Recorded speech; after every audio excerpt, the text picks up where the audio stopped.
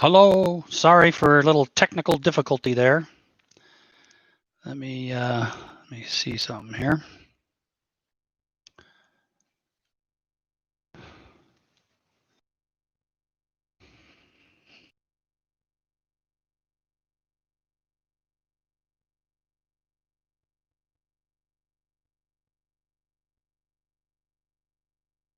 Can you hear me okay?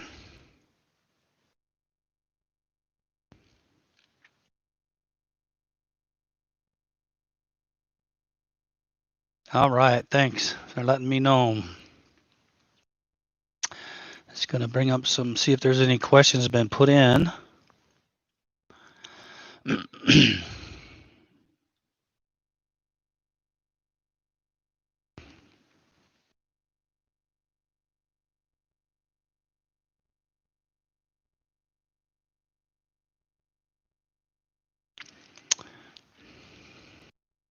Okay.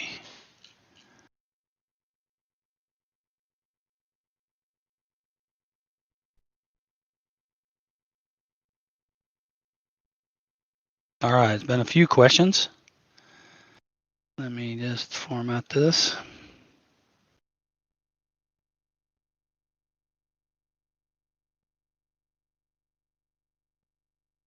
All righty, I'm sorry for the delay, but now we're ready to be talking. Okay, hope everything's doing great.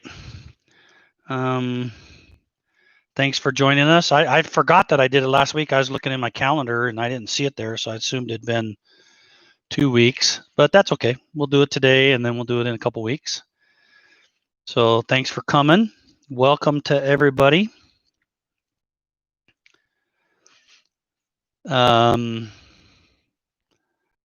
hope everyone is doing well. I hope your families are well.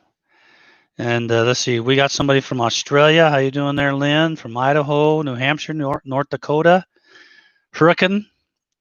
I always thought that was funny. I mean, from Texas, we called that hurricane, but Hurricane, Utah, Florida, South Florida, Indiana, California, Cedar City, Central Alberta. All right, Bill, thanks for joining. San Antonio, Oklahoma City, McAllen, Texas, Alpine, Utah, Basin, Wyoming. So Gooding, Idaho, St. George, and the crazy DC area. So Orem and St. George. So lots of places. So thank you for coming and participating. We only have a few questions that were people have pre-submitted, so feel free to go ahead and ask some questions right in the chat. And we'll go ahead and get started. I want to try to figure out a new way that I can share my screen and my face and talk at the same time. I'm kind of looking kind of red. I'll try to get a little closer. My son says I need to get one of those presentation lights that they put up so it shines in your face so you don't look so, sunburn or whatever. Although I am a little sunburned, I guess, because I've been taking my dog for a walk when I get a little break from between meetings. I promised her I'd take her for a walk every day, and we've been doing pretty good. All right, Larry asks at the beginning here, why FamilySearch shows as initiator merges that occurred in my tree on the 27th of May, 2020. So there's only one reason that I can think of that a contributor that has the name of FamilySearch would be merging is if these were famous people or locked kind of people. They may have merged in some copies, so they'd unlock it and merge some copies together and then lock it back up again if it's a lock. It could be because somebody submitted a case and asked us to take care of that for them, and then an admin would have done a little research and looked at the things and determined that it was duplicate, and then done the merge. And because it's an admin in FamilySearch, then it would show up as FamilySearch being the one doing the merging. So that's why that would happen. If it's, since it was 2020, that's why that would happen. Okay, you may see FamilySearch on lots of others before, but we had to, when we transferred it from the previous system to the current system, we had to mark them as FamilySearch when we did that one. Pete says, is there any change calendar or log that patrons can view? Yes, there's a change log for every person in the tree. And although I'm not sure whether you're talking about a calendar as in new features that have been added to the tree and you wanted to find out more about that, or if you're talking about changes to a person in the tree. So Pete, ask me again, a little more detail there. When I get down to your more detailed question, then I'll answer that one a little better. Wallace says, enable tagging attached sources as parent-child relationship sources. Yeah, so there's we haven't settled exactly on how to do these sources when it's on a relationship, because there's some people who believe that the right places to put sources is on the person and not on the relationship. There's others who believe we should put it on the relationship because that's what it's documenting, and then show it in the person on the person page. We've gone back and forth on that. We haven't really settled. Right now, you can attach it in both places. Of course, one of the attachments you'd have to do yourself. Source linker, I think, will attach to relationships right now. It's kind of gone back and forth too. So we just haven't settled well on having that. Part of me feels like we ought to put it on the relationship and then show it on the person page. But there's good judgment that says, well, put it on the person page because it's about that person, and then let it be tagged. So we just haven't settled that. We have other higher priority things that are happening, although I think this is important. So we are aware of this and we struggle with that. We haven't settled. You also asked, once tagging is enabled, allow in the relationship screen how well documented relationships are. We could put a number there like we do on other places.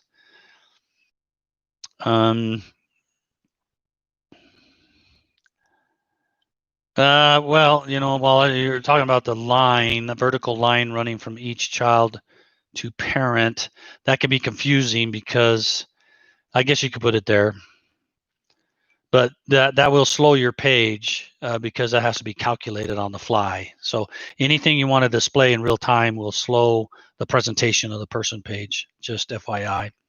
But it's an interesting visual statement there.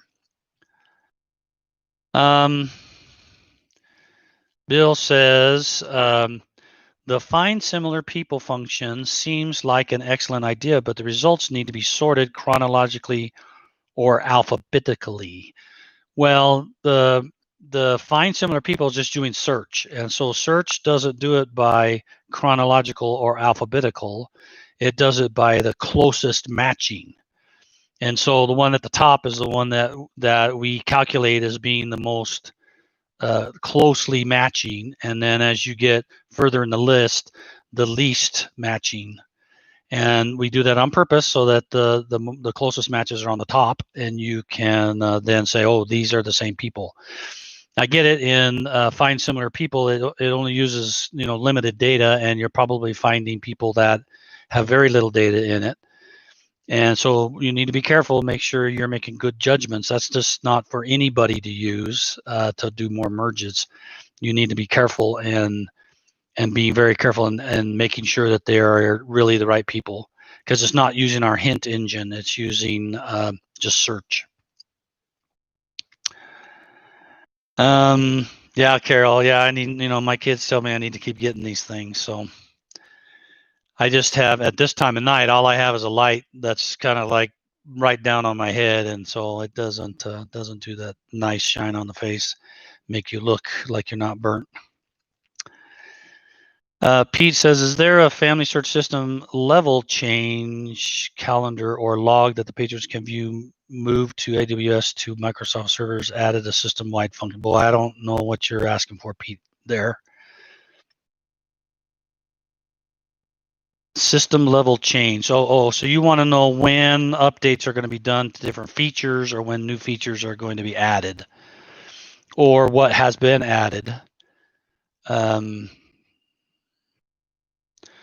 We do that, but we do that with blogs. So when we have new features, We tend to not announce new features too much in advance, because if we do, then people are all calling up and asking, well, when is it going to happen? So occasionally we'll put some that are a little pre-announcing. We've done that with some of the temple ones just recently. But generally, when a change of significance happens, we put out a blog article that talks about it. We don't do that for every single change we do in the system, partly because most of our changes don't necessarily change the user interface. Plus, if they're minor changes, it would just be an annoyance to have all those changes. We do a lot of changes. I mean, it's amazing how the engineers are working so well. We do about 1,000 changes a day to the site, and most of that is stuff you would never see or even know about, because it's for deep down systems and not so much the interface. So you just need to sign up to be notified when there's new blog articles and stuff, and that'll help you, or new updates to existing blogs. Yeah, and Ju M is asking some questions there also. So let's see, I'm going to go, and so that's all the questions that are in there. So you need to have some more. I used to come in and say, boy, we're going to run out of questions, and Cherie, my wife, would say, nah, we're never going to run out of questions. But people are not submitting questions, very many questions before we sit down. So it makes it tough to fill the hour here. So this is Irene. She asks, are nicknames, married names, alternate names, and residences put in other information used by the search engine in finding records, hints, and duplicates? And the answer is yes. I have to go look for if we're using residences. I'm not so sure we're using residences, but certainly the nicknames, the alternate names, which are nickname, married names, alternate names, are used in the search engine, because oftentimes those names may be the names that are on censuses or something, because usually people just gave their common name and not their formal name when they visit with the census taker in the past. So yes, the names are certainly used. We also use the birth and death and everything that's in there, and the locations of where they were born and so forth, if that's relevant on the census records. So let me just do a little. So so yes, that's where they're using it. So they all. So don't worry about it. You put a name in there. That's sort of their birth name. If they change their name over time, you should put in the alternate names areas, and we'll pick up those records for that person as well. The next one, it says, should we put a location? This is Irene as well. Should we put a location according to the time of the event, or what the location is now? It actually doesn't matter, because we've mapped both of those into the same ID. So we have a database that a team is working on all the time to add additional places, both historical and current places, and we map them together. So if Provo was a Utah territory kind of area, there's a Provo territory or something potentially, and then there's the Provo city, and either one will work. You should probably put in the location according to your record that you have, and we should be able to match that to current places as well as past places. So traditionally, you should just use the location that was in the record, or if you have the knowledge, you can enter whatever those places that you think is best and appropriate. For instance, when we're doing Source Linker and you're finding matches, we'll take the location that's in the record and put it into that event if you add that event to the person. The next question that has been submitted previously was from Peter. He said, I have seen some FamilySearch records have an edit option if it has been indexed incorrectly. Some records do not have the edit option. Some of my people have had their names indexed incorrectly and there isn't an edit option. Are you able to explain this, please? And the answer to that, yeah, I can explain it.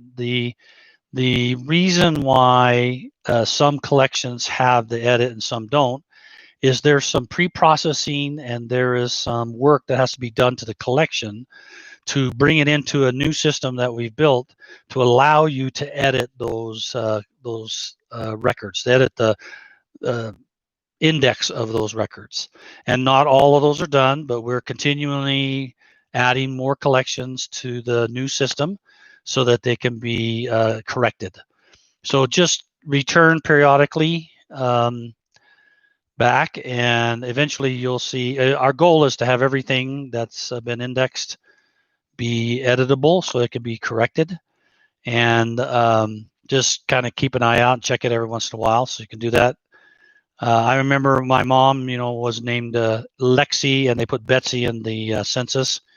So I was grateful when the 1940 census, that's when it was editable, so I could go in and add her name. She was Betsy, but I added that she's Lexi and a little explanation about the census taker heard Betsy when they told him Lexi. Okay, now I'm going to go back and look at some more questions here that are being asked.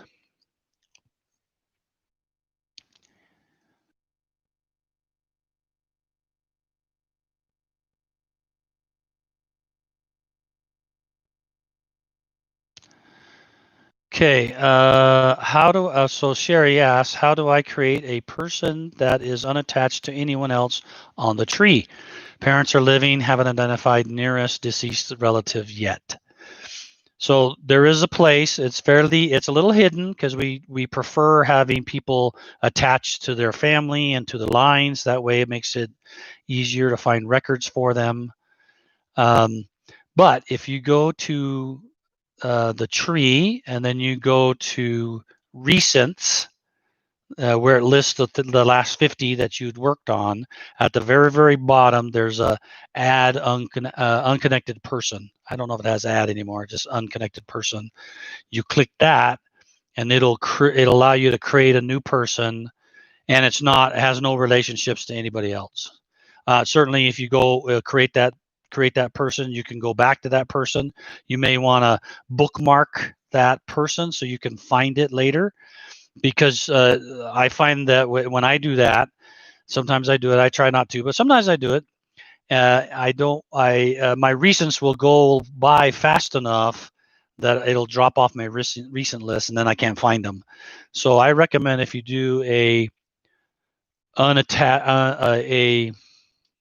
gosh, now I can't even remember the name now. I said it already. If you do an unattached, let's see, I'm gonna go look at it. I can't even remember what it's called anymore. My brain is messed up. Got a little, hurrying when I realized that I was coming a little late here. It's called Add Unconnected Person at the very bottom of the recency list. Once you create that person, I recommend doing a browser bookmark to that person. So just copy that URL, bookmark it, and that way you can always get back to it. It won't disappear from your browser. Tamala says, are memories going to be kept private so that no one can change the documents? What is your suggestion when you have someone who changes your sources? Okay, that's two different things. Memories are currently all public. So nobody can delete your memory. They can detach it from persons in the tree, but they cannot remove the memory from the system. Only the creator of that memory can remove that from the system. Now, you also mentioned, Tamala, that our memory is going to be kept private. And right now, we don't have any private memories. But we are working on adding the capability to have a private memory. Of course, if we're going to have a private memory, we need to have some way to make that memory stop being private at some point in time. Because if somebody comes in and they mark a bunch of memories private, nobody will be able to see them, and nobody will be able to see them forever, which is no good. So we're going to go ahead and create the private capability, before we have this additional feature, but we're going to have an additional feature that talks about when can it become public. And so it may be related to, if your account goes disabled, or if you're a member, we find out that you're deceased or whatever. We'll have to figure out a plan there. If you have some ideas about when private memories should become public, I favor at least if the person is deceased, if the user, the creator of the memory is deceased, or some relatively short time frame after they're deceased, like maybe 3 or 4 years or something like that. So you can send me an email, ron@familysearch.org, with your ideas on that. What is your suggestion when you have someone who changes your sources?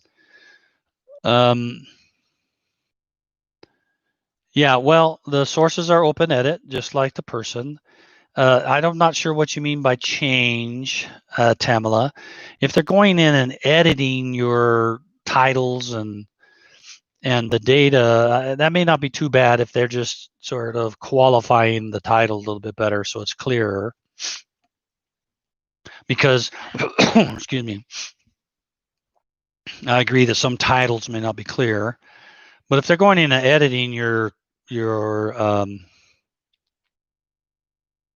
data, such as the notes in there and who this is about and all that kind of stuff in the sources, then that sounds a little weird to me. Most people would never do that.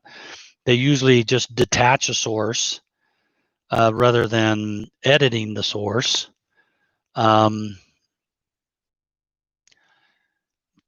So you have to let me know what it is. I'm suspecting it's detaching. You can certainly reattach the source, or I would communicate with that person first and ask them, why did you detach my source, or why did you remove it?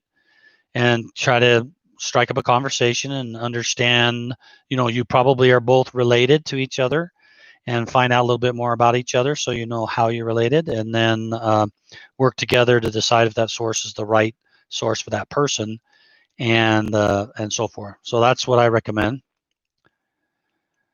Carol says, how can I add or correct a standards place in Family Tree? There are small villages in Greece. So we only have so many things in standard. I don't know how good we are at Greece. You can help. Let's see. Does anybody know where the volunteer tool is? There's a volunteer place. Let me go look.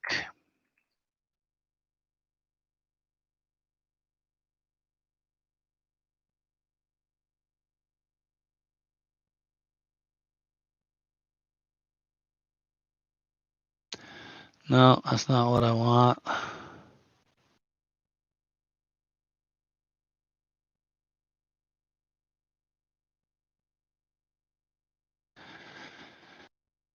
I used to have it. There it is.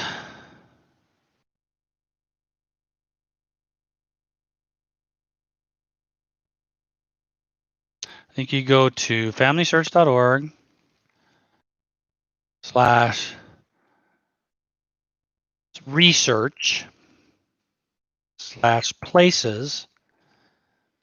Put that URL up there. I'll put that in the chats. So I'll add a chat.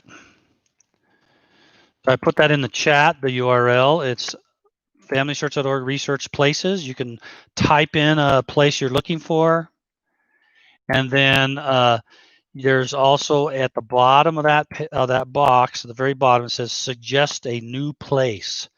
So if you you could look at what I put in Greece, for instance, and you could go look at what it returns as the Greece things. You can drill into like Greece proper is where I went and look at all the places that are in the standardized. And if you believe that there's 5,000 places we have that are in Greece in our database, if it's not there, then you certainly should go down to the suggest a new place at the very, very bottom. There's a link, and send us a message and say this place needs to be added to Greece, and with a little comment or something there, and we'll take a look at it and we'll add it. We'll add it to the database. So that's the best way, and then it gets in there, and then it's just a standard that everybody can use.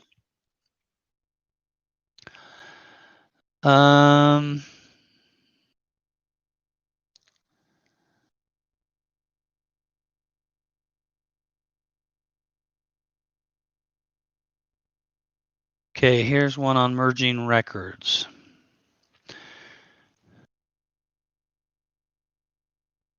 Merging recently passed individual. Tried to keep my copy and absorb one with her living temple work. Temple work disappeared, so I unmerged and did it again the other way. Yeah, you don't need to do that. You just needed to have patience. So let me explain how that works a little bit. I didn't get my whiteboard ready. So give me just a second, get my whiteboard.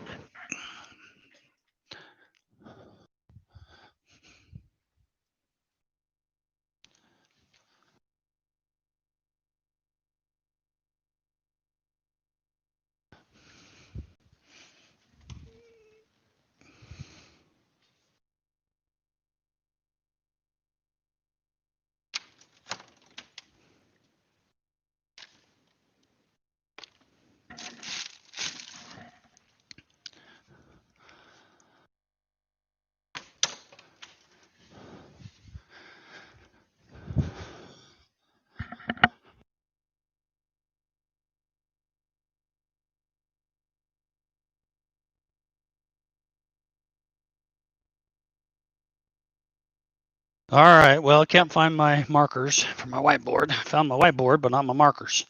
So let me draw this up for you here real quick. I think it's important to understand how can you hear me all right? Am I still good? I want to make sure that you understand exactly how merge works.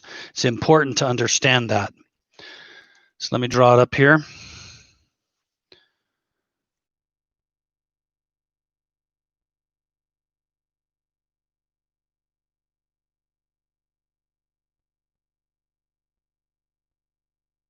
Okay, tell me if you can see this okay. So here's person 1, and here is ordinance 1 that's attached to that person. Here's person 2, and here's ordinance 2 that's attached to this person, okay? These are 2 people that we saying are duplicate. Does this look okay to you? Or does it look backwards to you or something? I don't know. It looks kind of backwards to me, but that's me. Okay, so there you go. Now, let me tell you what happens when you merge. Okay, now let me show you what happens when it merge. When you merge, let's say we're going to take P2 and merge it into P1. And by the way, it doesn't matter which one is the survivor. What will happen is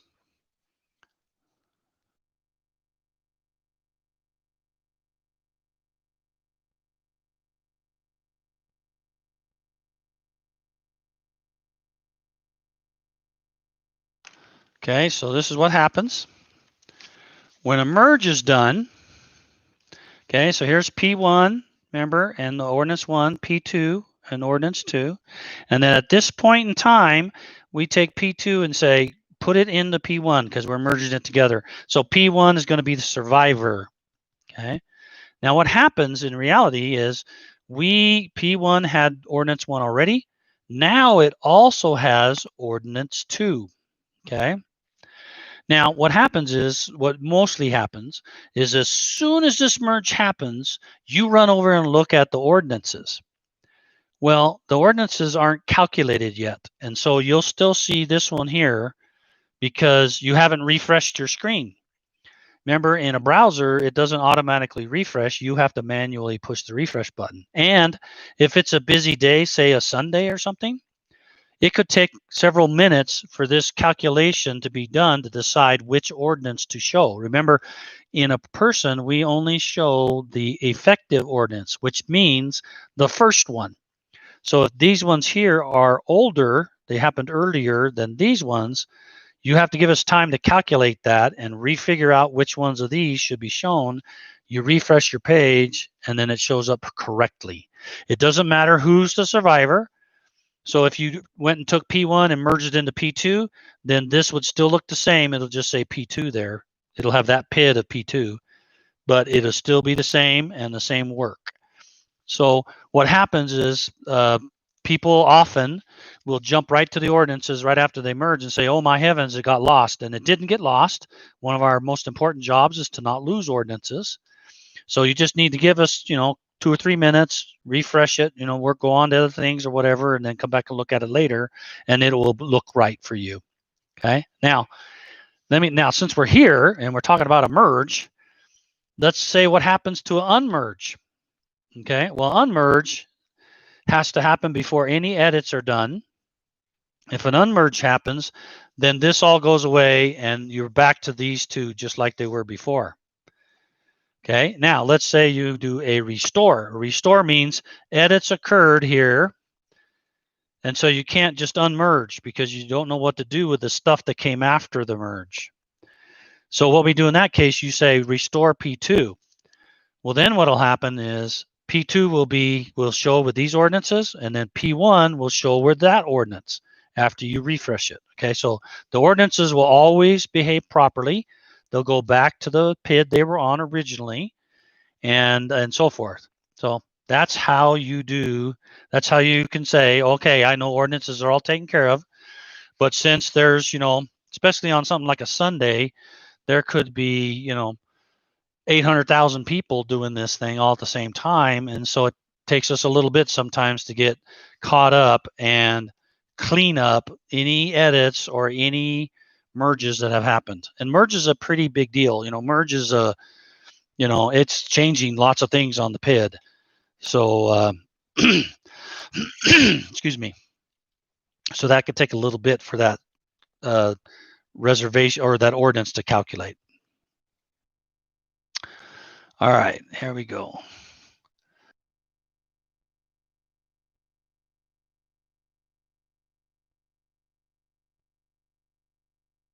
Yeah, just finding where it was.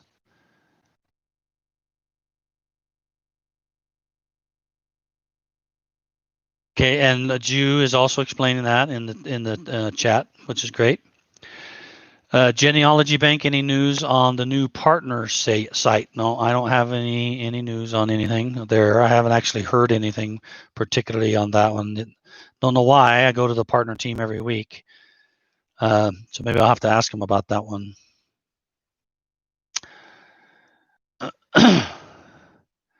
Yeah, and Tamala, that's a good point when it comes to places. You want you put whatever you need in the place, and by hand. You can put in whatever you want, like grave site, plot number, anything that you believe that would be valuable to have. And then it'll try to standardize. And if you don't like the standardization, you can go click the standard and pick from another set of list of places that also mostly match. Usually we try to get the first one is the most closely matched, and then further on will be less closely matched. But that may be the right place to pick.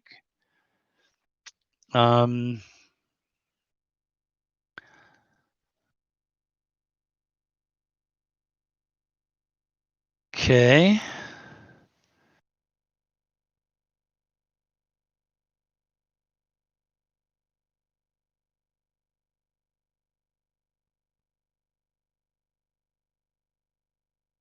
Okay, Tamala, I see that you're a bit frustrated because you felt like people were removing memories that are about that ancestor.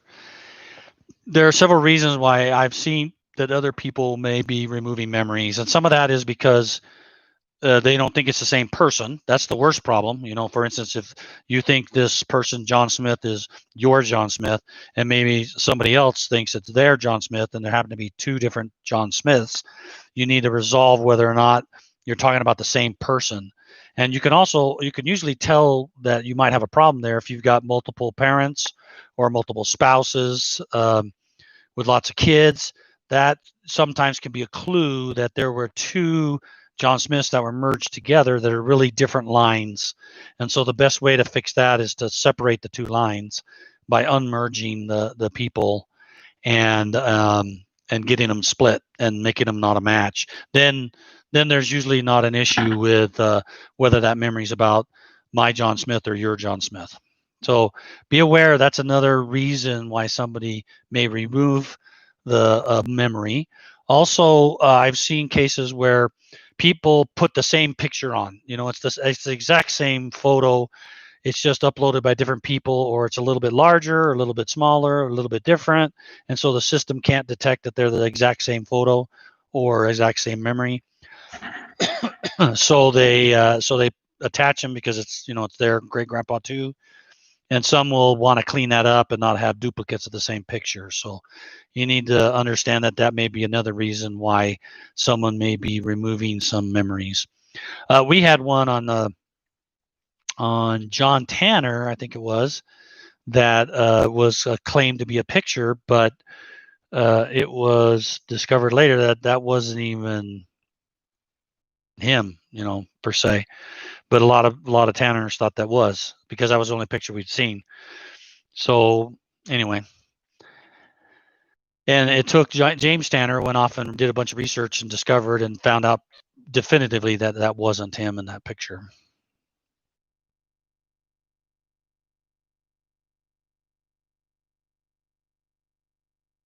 Yeah, Tamala, the memories are like sources.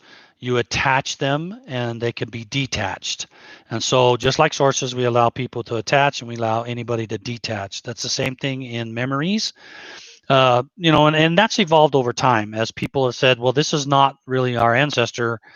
There's a mistake there and they can't correct it. So once again, try to work with your relatives, because they're probably your relatives, and try to talk together and get to know each other, develop a little relationship there, and work together. And I find when most people do that, things seem to work well.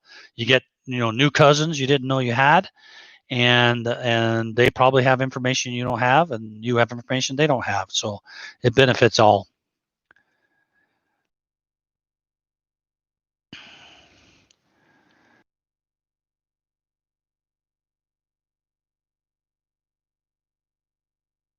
Okay, Mickey, you asked, I'm sorry if you've answered this before. It doesn't matter. I feel like there's lots of questions that are new, and there's lots of questions that have been answered before, but they're hard to find the answer from before. So I have no problem with answering things again. The merge thing is a complicated thing. I've answered that many times, but I want everybody to understand how it works. So is there a way to merge the same sources? There isn't right now. We worked on a proposal to do that, and it just didn't quite have the right way we wanted it to do it. We have several ideas that we're considering. We haven't spun up any particular work because we're still trying to decide exactly what the best way to do that.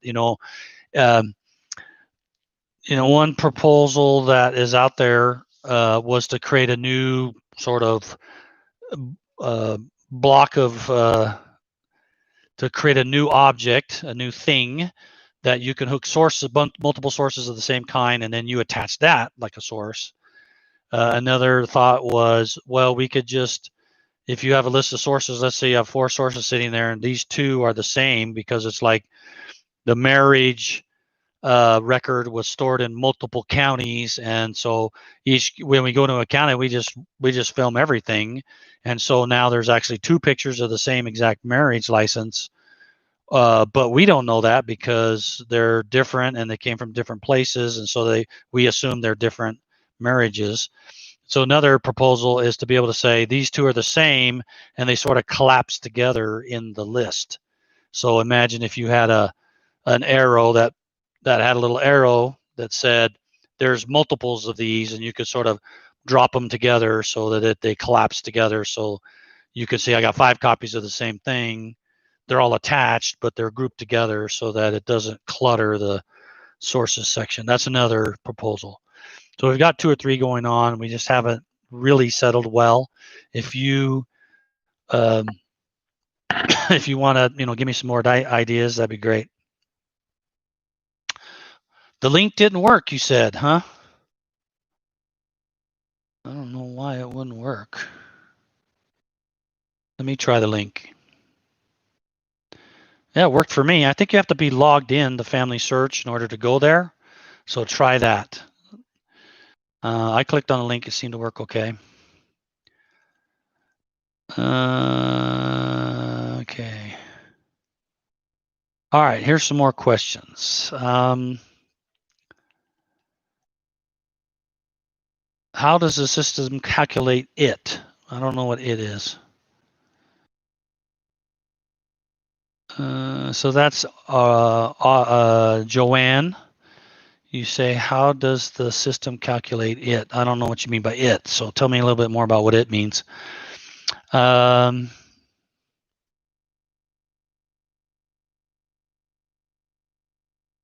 Sometimes people attach sources without sliding any information over. I will detach sources, slide the information over, and then reattach it immediately.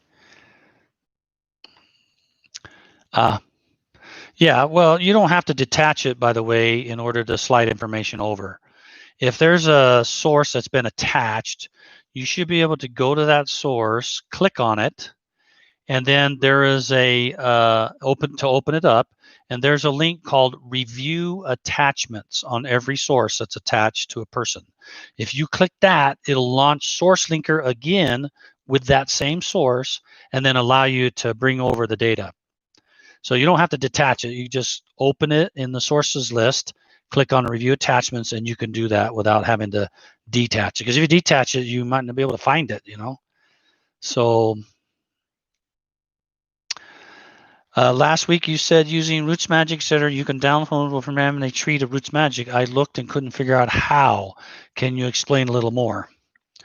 All right, let me see. I think I got Roots Magic installed. I may not. Apparently don't have it now. But what happens with Roots Magic? Most of these will have this. They'll say that most of these things. Let me see here.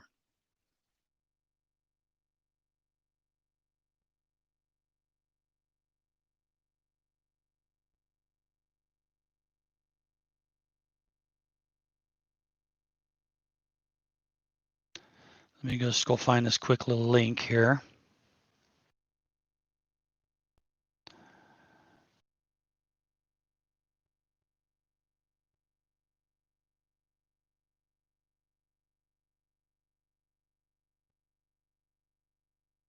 Okay, here you go. Let me. You asked for Roots Magic, so this isn't Roots Magic, but they're talking about Roots Magic.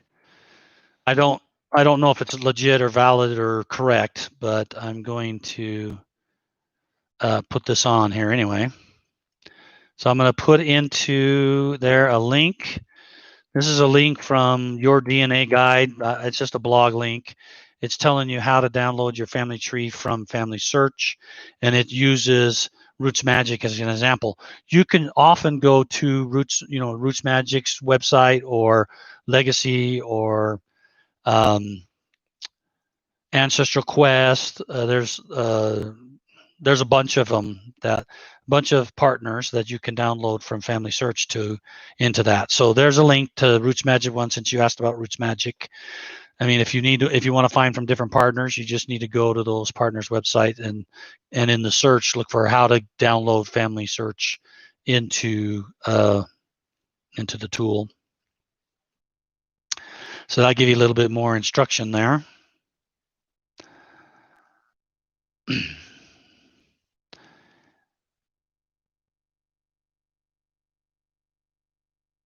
Okay, let's see what else have I got here. Linda. I have been putting on a person's timeline dates and places that come from letters I have of theirs. For instance, I have Civil War letters of a third great-grandfather. I put the date and place on the timeline, and I would like a way to link the letter that I put in memories to that date and place on the timeline. So what I would do there, Linda, is I would go create a source, because you're putting this in other information probably as a residence or some event. You'd have to pick an event. I'm assuming you're putting an event in there and it's showing up in the timeline. So that means that it's a place or a date and place, but you're using some events to show up on a timeline. You should be able to, other information. Darn it. Right now, we don't have the ability to attach source to other informations. So You just have to attach it to the person right now. This has been requested a lot, and we want to do it, but we just haven't got to it yet. So there's no place to make it so that you can say this event in the timeline, and and you edit and you click it, and then you can go see the source. Sorry, we don't have that yet.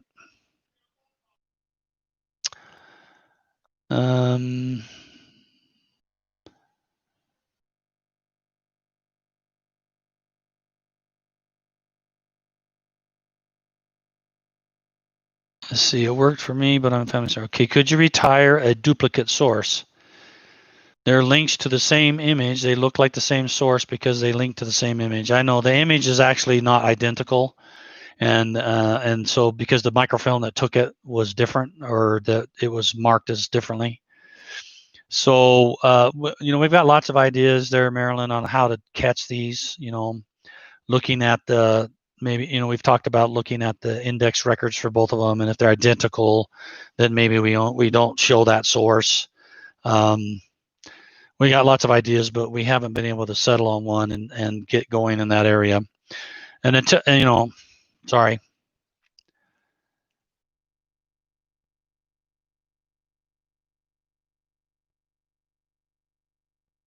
Yeah, Barbara, I know that there's several of them.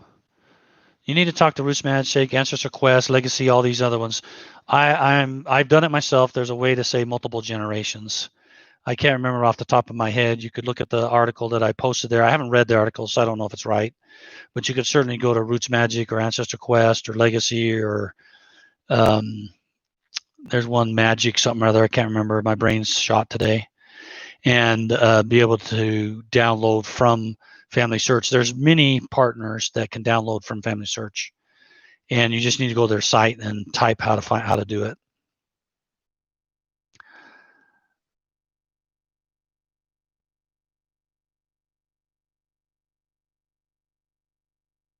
All righty. Well, hey, we did take a whole hour. I can't believe it. Duplicates to find the grays, the same thing. If we do that, Marilyn, collapsing, or we do the, create another object that represents multiple sources, you'll be able to do it with any set of sources. It's just not popped up to the top of the list to do. We have so many great things we'd love to do, and you only have so many people, and so we work on what we feel is the most important first, and we'll get to the others. Don't have any particularly more questions, but that's okay. We're at 8:24. I want to make sure that people understand there's some things that are coming, and they'll be coming in the next week or two. We're changing. There's actually a blog out there. Let me go see if I can find this blog. That would be good to have on there. Let's see.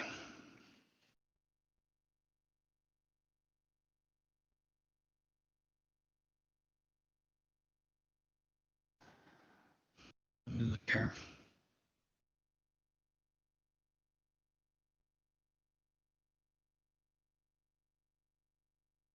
Okay.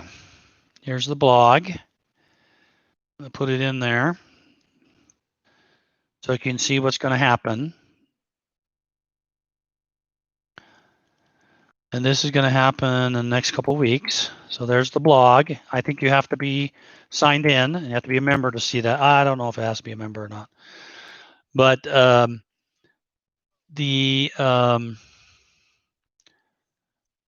what's going to happen is there's going to be some ordinance changes. For instance, we're moving from 9 colors to 4 colors. It was just difficult for people to remember what each of the colors meant. They often wanted legends all over the place to be able to remind them. And we just felt it was better just to reduce it to 4 colors. The colors will mean, done, requestable, in progress, meaning it's someone's got it and they're working on it, and needs more information. So it's needs something more in order to be able to reserve it.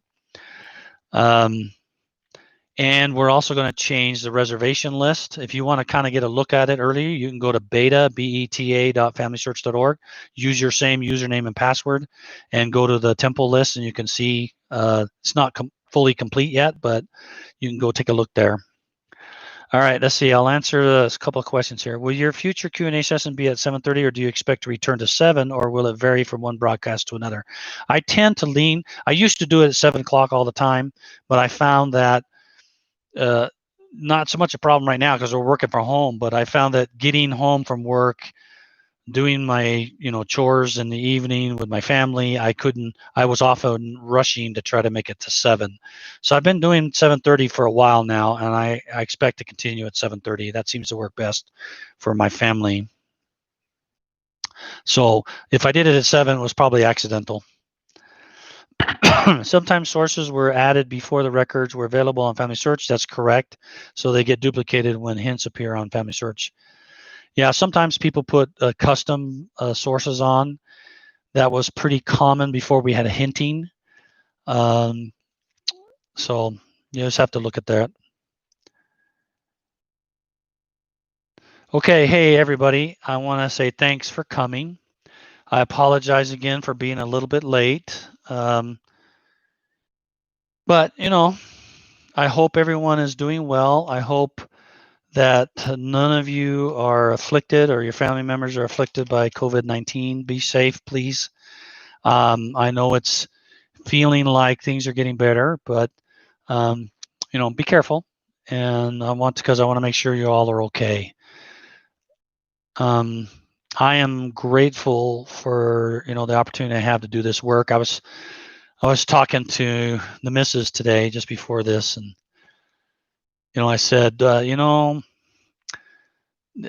love this stuff. I don't consider myself a genealogist per se, because I'm just a developer who's had some ideas come to me that I felt strongly about and had the opportunity to work on here in FamilySearch to help do things that I think are making things better.